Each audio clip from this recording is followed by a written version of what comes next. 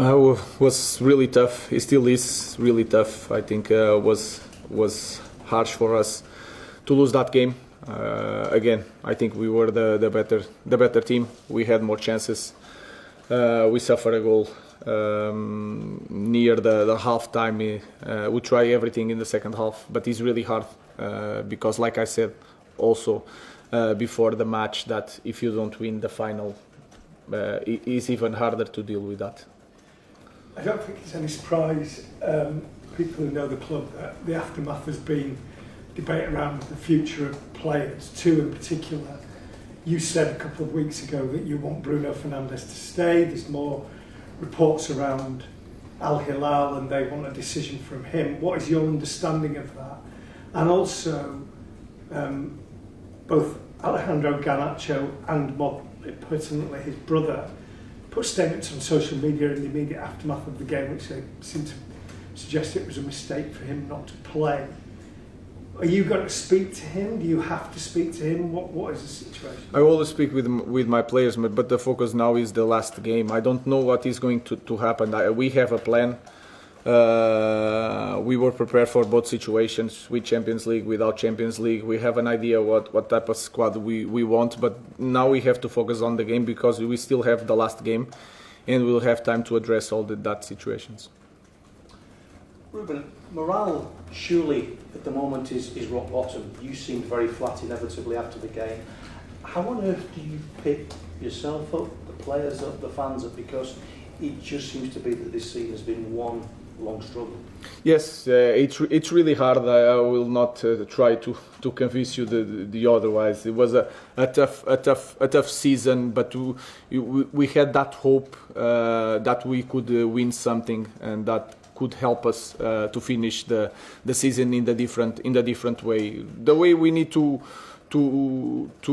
get up is to focus on the next game, to finish in a good way, and then we'll have time.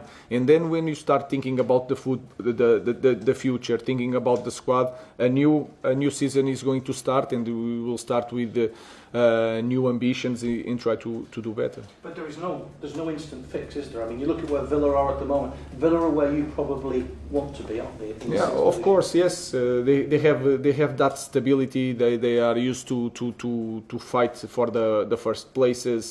So we want to do that also. But there's a lot of things that is really good on this kind of club. But then when you are in this situation, you feel that it's going to take time.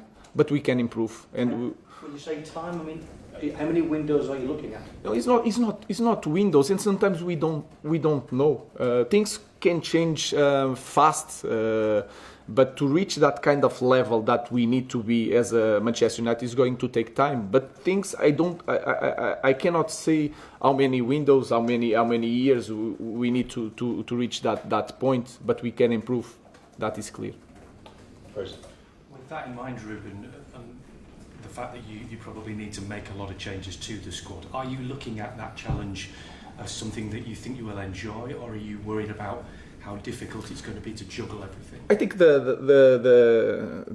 these 6 months was really hard. A lot of changes, not just for me, for all the club. We did so many changes inside our club that sometimes it takes a lot of like 5 years or 3 years to change all the personnel and to change a lot of things. We changed coach in the middle of the season. The way they play, we changed. So was a really tough season. Now is that part that we need to enjoy and to focus on the future and to be positive, because we know what to do. I know how I want to play. That is clear. With all the mistakes that you guys can point to me, I know how I want to play, and that now is the excitement moment that we can change something. Yeah. Luke Shaw said after the game that players need to reflect on whether they are good enough to get Manchester United back. How many players in your squad do you believe are good enough to get Manchester United back? Again, we have this game against Aston Villa, and we need to focus on that. This is not over, so we want to finish in a good way in front of our supporters. So that is important. The rest, we are going to assess the squad. We know what to do. I will say it again, and we'll deal with that when the season is finished. Is not finished yet. Ruben, you famously said before you joined here that you would have preferred ultimately to join at the end of the season around this time. I'm just wondering, the past 6 months you were talking about the challenges there. Have you been able to understand the club better, understand the problems of the club, or is there a part of you that actually still kind of wishes the club would maybe say, yeah, sure, come at the end of the season? In this moment, I'm really glad that I arrived 6 months before we start a new season. But I think we are going to avoid a lot of mistakes, and would be in the next season. So I think we now is the time that we can use all that suffering to change things in the summer. And when I say in the summer, it's not just the players. There's a lot of things that we need to change in our club. So we are doing that. We did that for 6 months. We changed in every aspect of our club. So I'm really glad in this moment. We suffer a lot, but I'm really glad that I arrived 6 months because it's going to help me a lot in the next season. Stephen. Hi Ruben. Did the Europa League final change your mind on any players when you think about that performance with a view to the summer transfer window? No. What changed is that one less competition, that game in the middle of the week, you can manage the squad in a different way.